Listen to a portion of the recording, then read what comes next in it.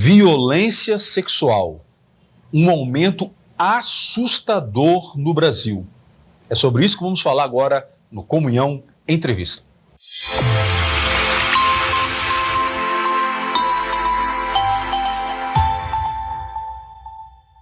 A violência sexual, principalmente com crianças e adolescentes, aumentou cerca de 70% só este ano. É um número assustador. Para falar sobre esse assunto, nós trouxemos aqui um especialista que já conversou conosco em outros programas e que vai falar também sobre esse delicado assunto, que é o pastor Emerson Mafessoni. Ele é pastor, ele é psicanalista, terapeuta sexual, terapeuta familiar. Ele é o fundador da Escola de Homens e está aqui conosco para falar sobre esse assunto. Pastor, mais uma vez, seja muito bem-vindo aqui. Obrigado, Cristiano, você que vai assistir esse programa. Deus te abençoe. Tá certo, pastor. É um assunto pesado, um assunto difícil.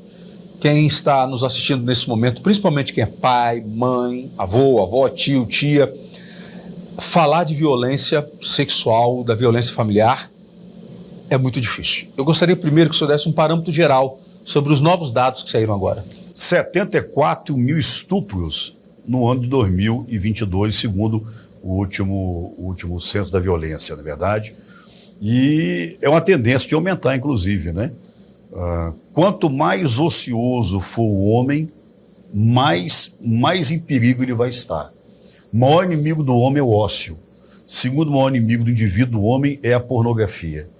E ela está por detrás, ela é corresponsável por grande parte dessa perversão e dessa perversidade. Haja visto que o maior número de abusos hoje acontece com meninos e meninas em fase ainda na pré-adolescência ou adolescência. Isso que eu ia te perguntar.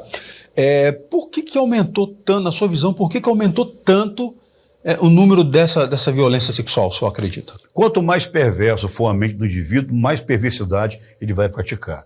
E como falei no último bloco, a pornografia hoje ela é um condimento, ela é um acessório muito poderoso que fomenta isso. O ciclo sexual masculino é formado de 4 fases. Vai ter excitação, platô, orgasmo e retração. Uma vez que esse indivíduo está excitado, esse pênis está ereto, ele tem que buscar o prazer ejaculando e, acima de tudo, tendo o orgasmo dele. Quem estiver na frente dança. E no novo cenário econômico de hoje, na verdade, você vai ter às vezes muitas crianças vulneráveis em casa, mulheres, em grande parte, que estão vivendo com novos companheiros e por aí vai. São vários fatores que vão culminar num número astronômico como esse. Não dá para entrar em cada um, mas a grosso modo você vai ter esse cenário. Pornografia envolvido, ociosidade, perversidade. Geralmente quem está acessando a casa é alguém da família, alguém muito íntimo, que já está num grau de perversão sexual muito elevado, e isso vai culminando em números. Uma outra coisa interessante que eu gostaria de perguntar ao senhor é que nós temos alguns órgãos que fazem essa triagem, que recebe essas ligações de reclamação, de denúncia, e recentemente nós vimos que boa parte das pessoas que fazem essas denúncias são evangélicas, estão inseridas em famílias evangélicas. E aí a gente entra numa contradição, porque não deveria ser assim em família nenhuma. Mas quando você trata de uma família evangélica que tem princípios bíblicos por trás, há um peso maior nessa gravidade, acredito eu. Eu queria que o senhor comentasse um pouco isso. Por que também acontece no meio de lar evangélico? Então, às vezes acontece, mas lembrando que, vamos falar um pouquinho dos abusos, né? Em média, de 70% e 80% dos abusos são intrafamília, são no ambiente de casa. Às vezes não vai ser o familiar direto como um pai, como um irmão, mas alguém agregado à família, um primo, um tio, um avô, alguém amigo da família que foi ali introduzido naquele ambiente. Então, acontece porque hoje todo mundo está suscetível a isso, por isso que eu falei em blocos anteriores a importância do pai, da mãe, da família, falar sobre sexualidade, educar as crianças. Toda a vigilância hoje ela é mais do que bem-vinda. Monitorar as redes sociais, né? Redes sociais, a quantidade de pedófilos, que estão hoje aí enrustidos, os perfis falsos, acima de tudo, e principalmente o conhecimento, a informação. Quanto mais conhecimento, né, quanto mais informação, mais a criança, mais adolescente estarão preparados para lidar com situações de risco. Os pais conseguem identificar na criança, no adolescente, que a criança está sofrendo algum tipo de abuso, porque às vezes ela tem vergonha, né? A gente vê muitas situações assim. Como é que ela consegue identificar no comportamento? Se cala, se fecha, alguns casos mais graves, vai se mutilar, quadros pré-depressivos, baixo rendimento escolar, não se cale. Há os vários canais, hoje a lei brasileira, né? A lei e a justiça como um todo, né? Elas prestam atenção, elas prestam uma assistência muito importante nessa área. Pedófilo, pervertidos não ficam impunes no Brasil hoje, as leis são severas, então não se cale, tá? A escola, né, ela é uma parceira fundamental, tá? E acima de tudo você, mulher, que o seu companheiro, né, não é confiável, né? Não se cale, não permita que a sua menina sofra abuso, seja burilada por um indivíduo, de igual modo o seu menino, coloque a boca no mundo, denuncie, busque ajuda, porque as sequelas são muito fortes, né? Sequelas do abuso, do estupro, são sequelas que podem perdurar por toda a vida. Aliás, enquanto o pastor fala isso, eu vou pedir a produção para colocar aqui embaixo o Disque 100, que é o Disque Denúncia para Violência Sexual. Então, é o que o pastor falou, não se cale, denuncie, independentemente da sua religião. É importante que você não deixe isso passar. Tá certo? Pastor... Se você me permite, só um adendo. Homens de verdade, homens concisos da sua missão, do seu propósito, de suas responsabilidades, né, que tem o coração, né, de Jesus batendo no seu peito, devem ser a fonte promotora de segurança. Alguém me perguntou há pouco tempo por que há 10 anos eu trabalho e invisto toda a minha energia, né, fazendo conferências, mentoreando, discipulando, fazendo cruzadas, tendo o homem como foco principal. E a minha resposta é única e objetiva. Quanto mais carnal, quanto mais iracundo, quanto mais omisso, quanto mais irresponsável, quanto mais desprovido da sua missão, propósito, responsabilidade for o indivíduo, mais em perigo estarão as mulheres, as meninas e as crianças. Esse é o pior país da América do Sul para nascer menina. Esse é o 5º país do mundo em feminicídio. Então, daí fica, né, essa resposta bem incisiva do porquê de trabalhar com homens, do porquê de investir o meu tempo em homens, do porquê ter estudado, né, ao longo de muitos anos, todas as temáticas que envolvem a ambiência masculina. Você acha que os homens hoje, vamos dizer assim, estão mais fracos na questão da masculinidade, na questão da postura? E por que isso acontece? Assim, é educação dos pais? Como Vou tocar num assunto muito sensível, que vai dar muito pano para manga. Muito pano para manga. Nascer menina no Brasil é desafiador. Como eu disse, né? A cada 2 dias ou a cada 2 horas em média, conforme algumas estatísticas aí, você vai ter uma menina sofrendo abuso. 5º país do mundo em feminicídio, né? O número de estupros contra o sexo feminino aumentou de forma vertiginosa. É desafiador nascer no Brasil menina. Mas hoje também é desafiador nascer menino. Masculinidade, ela não é concebida, ela é concedida. E o menino precisa da figura de um pai para fazer modelagem, para se espelhar, para se inspirar. O Brasil tem hoje a casa dos 22 milhões de mães solteiras. 7 milhões de crianças não têm sequer o nome do seu progenitor no seu documento oficial de nascimento. Então, a carência hoje ela é muito grande. Nós precisamos resgatar a importância da paternidade, a importância da figura paterna. São inúmeros estudos que comprovam hoje, né, quais são as sequelas da orfandade de pai. Né? Um pai, de verdade, ele é insubstituível. A mente humana lida com luto, a mente humana não lida com a rejeição. Então, grande parte dessa fragilidade masculina, você sabe que eu tenho um livro que ele é um best-seller, vende muito, né? Que é A Síndrome de Peter Pan, O Drama das Casadas e o Pavor das Solteiras. Esse livro é fruto de quê? De 2 frases que eu mais ouvia, tanto como pastor e também como terapeuta. Primeira frase da boca das mulheres: eu só gostaria que meu marido assumisse o papel de homem dentro de casa. E a segunda frase, cansei.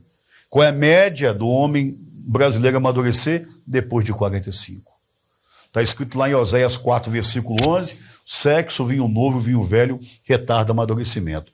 Maturidade não vem com idade, maturidade vem com responsabilidade. E nessa imaturidade masculina, um lastro, um rastro de devastação poderosa que vai alcançar as próximas gerações, está ficando aí.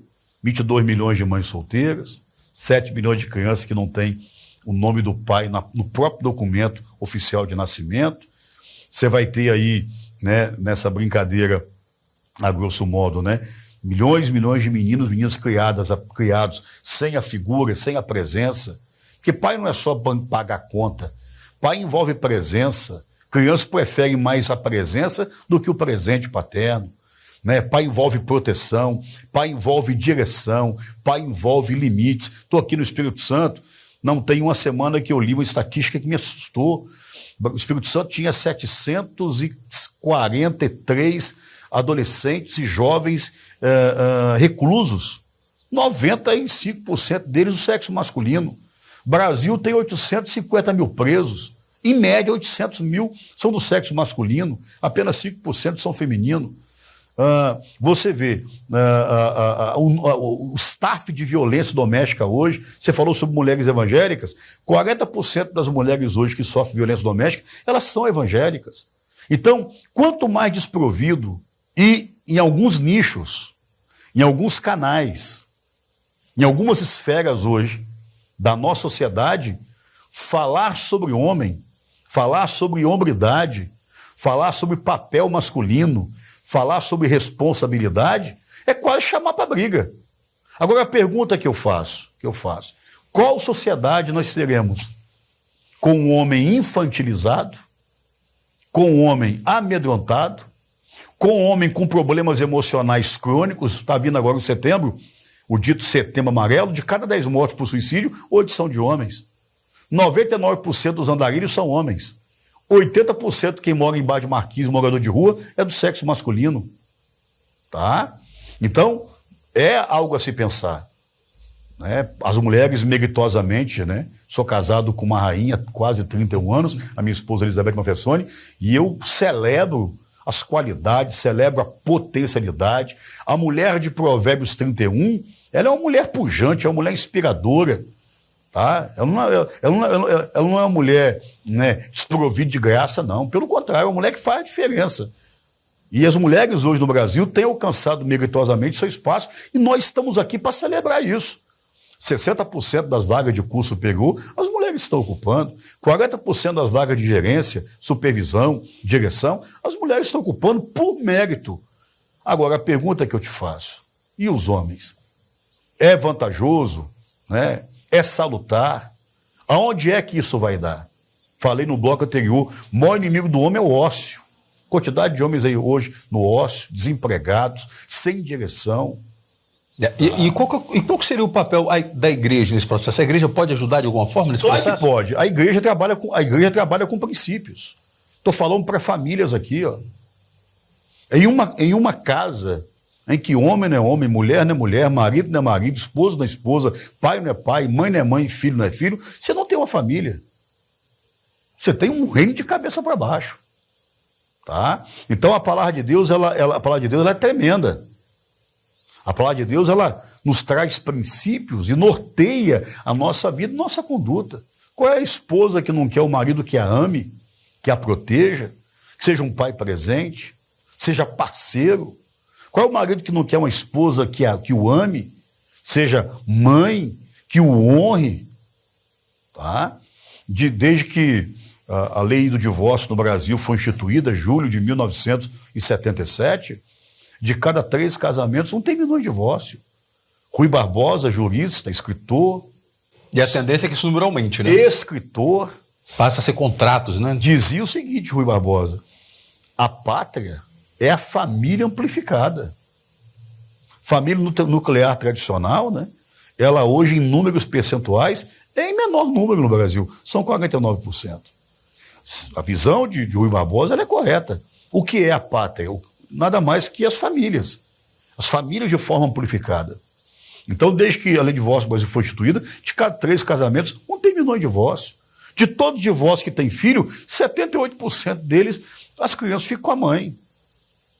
Pastor, agora trazendo sobre essa questão da violência sexual, até para a gente poder já encerrar, nós falamos de várias coisas, vários aspectos que têm contribuído para esse aumento da violência sexual. O senhor acredita que o poder público talvez não esteja fazendo a sua parte com relação à prevenção a esse tipo de problema? A instauração, por exemplo, há uma discussão muito grande com relação a essa questão de banheiros públicos para unissex. O senhor acha que essas medidas talvez possam contribuir para que aumente esse tipo de abuso? Em algum percentual pode incrementar ou não, mas a minha tese, a minha visão ela é muito clara. Tá? Não importa o nível de depravação que nós vivenciemos. A família foi, a família é e nunca será, nunca deixará de ser, perdão, né, a mola propulsora dos bons costumes. Tá? Você que está me assistindo agora em casa, você que é pai, né, você é a fonte de segurança para a sua menina, para direcioná-la. O que nos fez chegar até aqui foram os bons costumes, foi aquilo que Salomão falou em Provérbios: não removamos os marcos que os nossos pais fixaram. Então a sociedade tem que parar e fazer uma análise. O que nós queremos? Porque alguém vai enquadrar a minha fala numa fala de tabu, numa fala retrógrada. Agora, o que é retrógrado? É você ver aí, em média, 500 mil de abortos por ano no Brasil, sem contar os que não são notificados. Você está vendo aí, por exemplo, né?